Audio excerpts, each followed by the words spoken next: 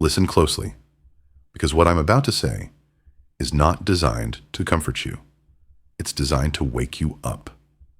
Not gently, not politely, but truthfully.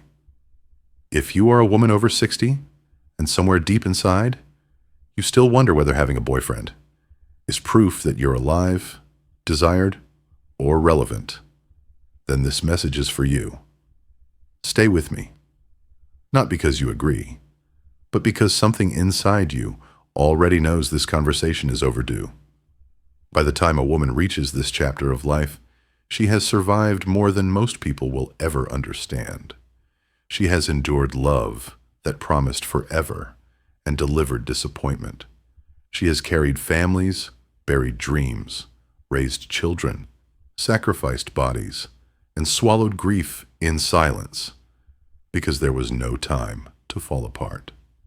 And yet, society still whispers the same dangerous lie into her ear. You are still incomplete if you are alone. That lie is subtle, but it is lethal to a woman's peace. I want to say this clearly, without romance or apology. You are not here to audition for companionship. You are not here to soften yourself so a man feels younger. You are not here to become emotional shelter, unpaid caregiving, or financial backup for someone who never learned how to stand on his own. And if that sentence makes you uncomfortable, it's because you recognize how often you've been asked to play that role. Quietly, politely, without complaint. The word boyfriend may sound innocent, even playful. But at this stage of life, it often hides something far heavier. It disguises emotional avoidance as freedom. It excuses lack of commitment as being easygoing. It allows a man to access the warmth, loyalty, and presence of a woman who has lived deeply while never fully meeting her where she actually is. And the most dangerous part is this. Many women don't notice how much they are shrinking until they no longer recognize themselves. I once worked with a woman who told me he doesn't like it when things get too deep. What she really meant was, he doesn't like the woman I've become. He preferred her laughter to her wisdom, her availability to her boundaries, her warmth to her truth. So she learned to edit herself. She stopped speaking about her fears of aging. She avoided conversations about money, health, mortality, and meaning, the very topics that matter most now. She became lighter, quieter, easier. Not because she wanted to, but because that was the price of keeping him comfortable. Here is the truth. Most people will never say out loud. Many men at this stage are not looking for a partner. They are looking for relief. Relief from loneliness. Relief from responsibility. Relief from their own emotional unfinished business. And the boyfriend label allows them to take without ever fully giving. It keeps expectations low, accountability minimal, and emotional depth optional. Meanwhile, the woman slowly trades her authenticity for approval. And this trade is costly because after 60, your energy is no longer renewable in the same careless way. Every phone call you dread answering, every late night that disrupts your body's rhythm, every conversation where you absorb someone else's pain while your own remains unseen, these things accumulate. They don't disappear. They settle into your nervous system. They show up as fatigue, irritability, anxiety, and a quiet resentment that you're not allowed to name because at least you have someone. But let me ask you something that changes everything. When you finish spending time with him, do you feel nourished or depleted? Do you feel expanded or contracted? Because your body knows the truth long before your mind is willing to admit it. Many women mistake emotional exhaustion for normal aging. It's not age. It's overextension. It's the slow erosion that comes from giving more than you receive, while telling yourself it's love. There is also a reality we must face without sugarcoating it. Safety matters more now. Physically, emotionally, financially. Your recovery time is slower. Your margin for risk is smaller. Yet modern dating culture often pushes senior women into unfamiliar spaces, unstable arrangements, and emotional entanglements that quietly undermine their sense of security. What begins as companionship can slowly turn into obligation. And obligation, when unchosen, becomes a form of captivity. Many women discover too late that they have become the emotional first responder in someone else's life.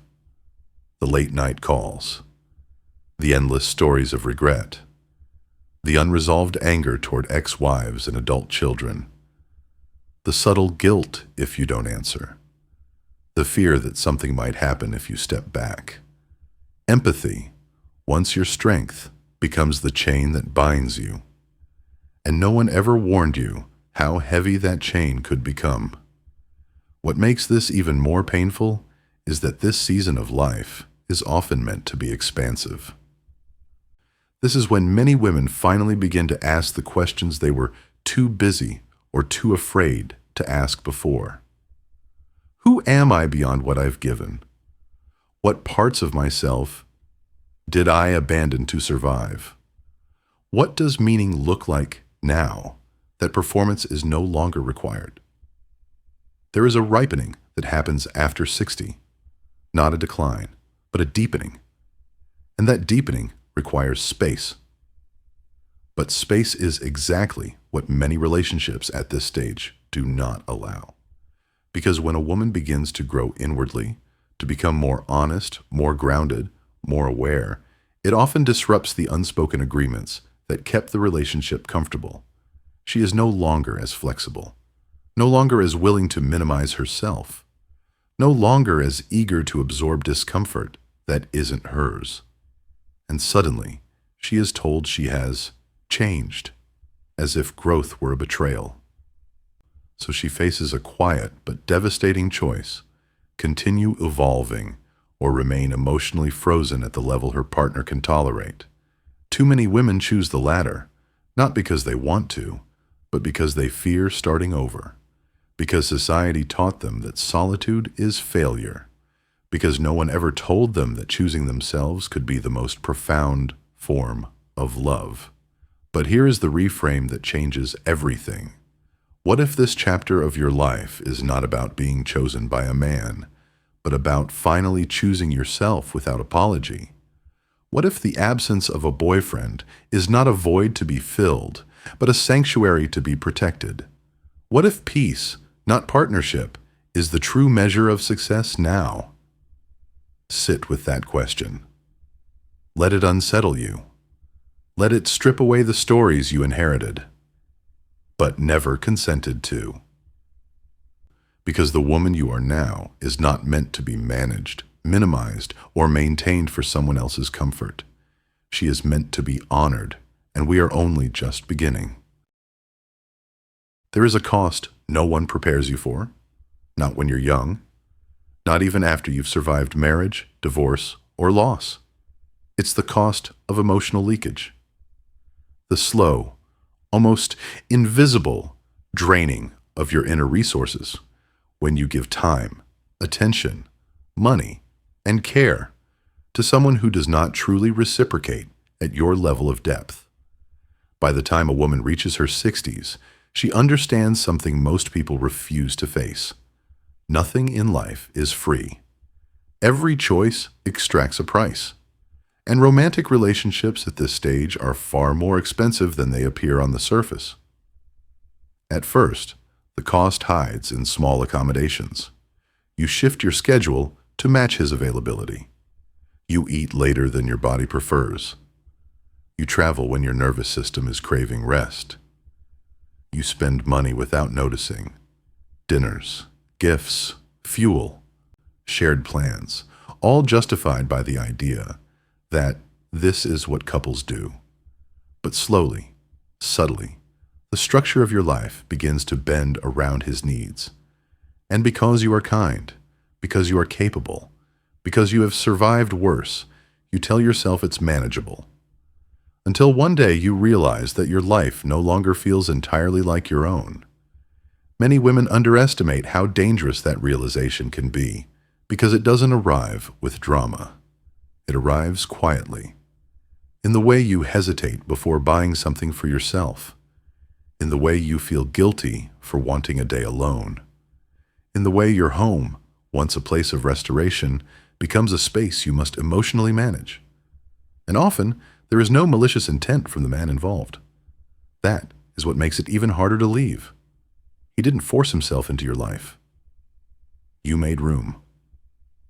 And now, removing him feels like cruelty instead of self-respect.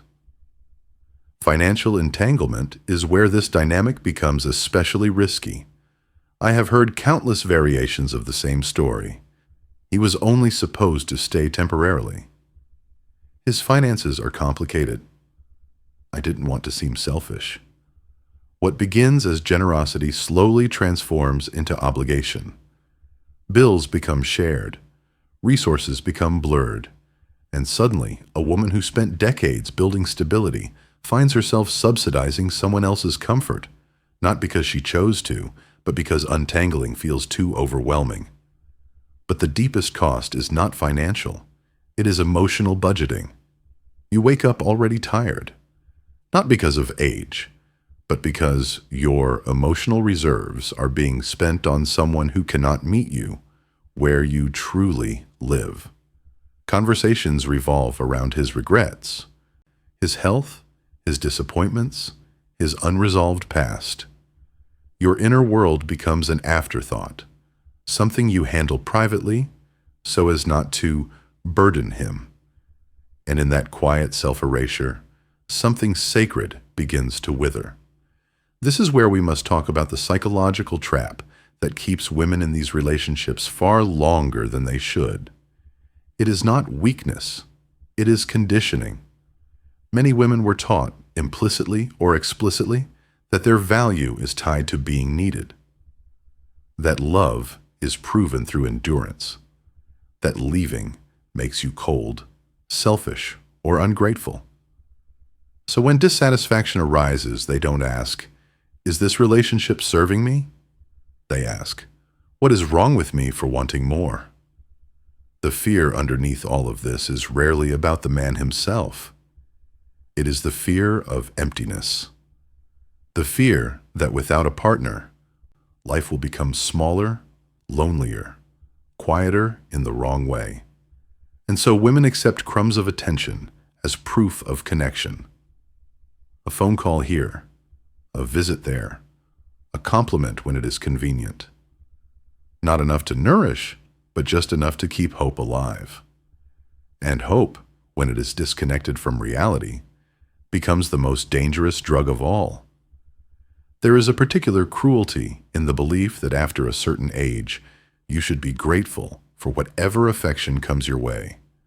This belief trains the nervous system to settle, to tolerate, to silence the voice that says, "This is not enough for me." And every time you stay in a situation that diminishes you, you reinforce a story that your needs are negotiable, that your depth is optional, that your loneliness matters less than someone else's comfort. But loneliness does not disappear when you are with the wrong person. It simply becomes more confusing. You can lie next to someone and feel utterly unseen. You can share meals and feel emotionally starved. You can be in a relationship and still feel profoundly alone. Except now, you are not free to name it, because technically, you are not alone. This is one of the most painful illusions women over 60 face. Here is the truth that changes everything. Being alone is not the same as being abandoned.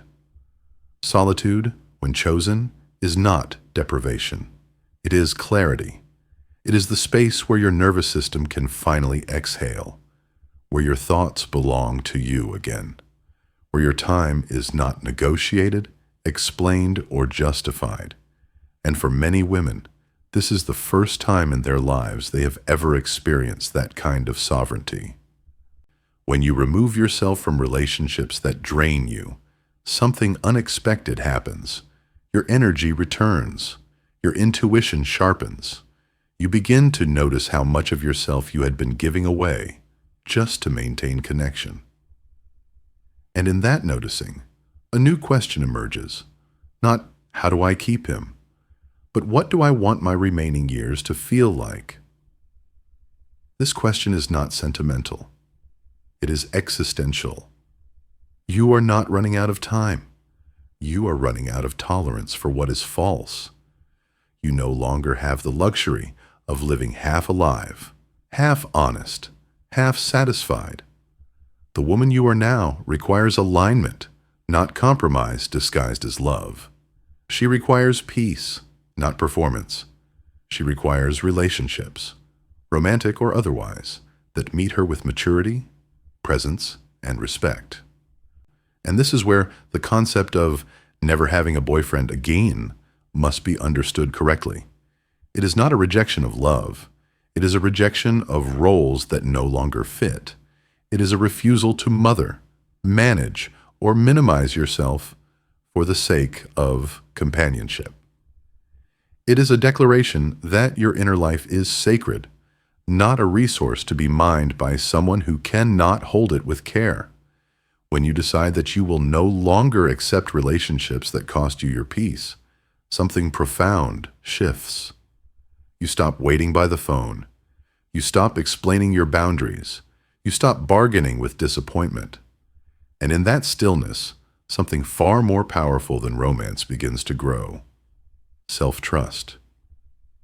And once you trust yourself, truly trust yourself, the fear that once kept you trapped loses its grip. In the final part, we will speak directly to the deepest truth of all, what sacred love actually looks like at this stage of life, why leftover attention is not love at all, and why choosing yourself may be the most radical, healing, and dignified act you ever make. There comes a moment in every woman's life when the question is no longer, will someone choose me?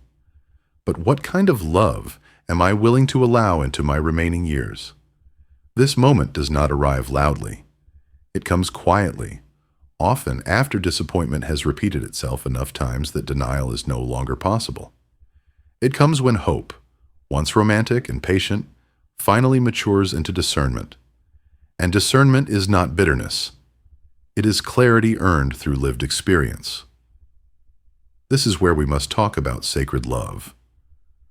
Because many women have never been taught the difference between love, that nourishes, and attention, that merely distracts. Sacred love is not urgent. It does not pressure you to compromise your boundaries in exchange for affection. It does not ask you to shrink your inner world so someone else can feel comfortable. Sacred love meets you where you actually live, emotionally, spiritually, intellectually, and it requires reciprocity, presence, and accountability. Leftover attention, on the other hand, feels inconsistent. It arrives when convenient. It disappears when effort is required. It is offered just enough to keep you from leaving, but never enough to truly satisfy your soul. And the most dangerous thing about leftover attention is that it can masquerade as intimacy when you are afraid of being alone. It convinces you that something is better than nothing, even when that something is quietly eroding your self-respect. Many men who seek relationships with older women are not consciously malicious, but they are often unconsciously strategic. They assume you will be more patient, more understanding, less demanding. They assume your fear of loneliness will soften your standards. And society has reinforced this assumption by telling women that desirability expires, that independence should be tempered, that gratitude is required for being chosen at all. Let me dismantle that lie completely. Your worth did not decrease with age. It consolidated. You are not less powerful now. You are more concentrated. Your intuition is sharper. Your tolerance for nonsense is lower. Your capacity for depth is greater. And that is precisely why not everyone deserves access to you anymore.